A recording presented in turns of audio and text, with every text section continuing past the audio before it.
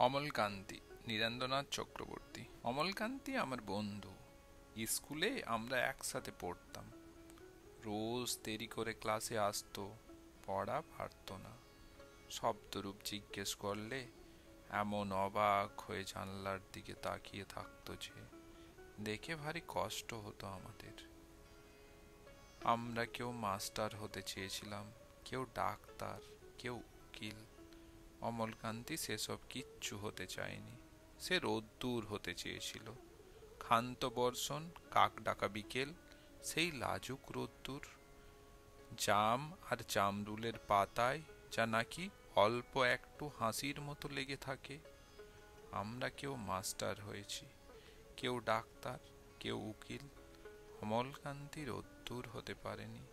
সে এখন অন্ধকার একটা ছাপাখানায় কাজ করে।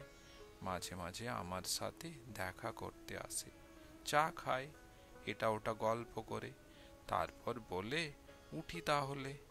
আমি ওকে দরজা পর্যন্ত এগিয়ে দিয়ে আসি। আমাদের মধ্যে যে এখন মাস্টারি করে, অনায়াসে সে ডাক্তার হতে পারত। যে ডাক্তার হতে চেয়েছিল, উকিল হলে তার এমন কিছু ক্ষতি হতো না। অথচ সকলেরই ইচ্ছে পূরণ হলো, একা অমলকান্তি ছাড়া। অমলকান্তি রোদ্দুর হতে পারেনি। সেই অমলকান্তি রোদ্দুরের কথা ভাবতে ভাবতে ভাবতে ভাবতে যে একদিন রোদ্দুর হতে চেয়েছিল।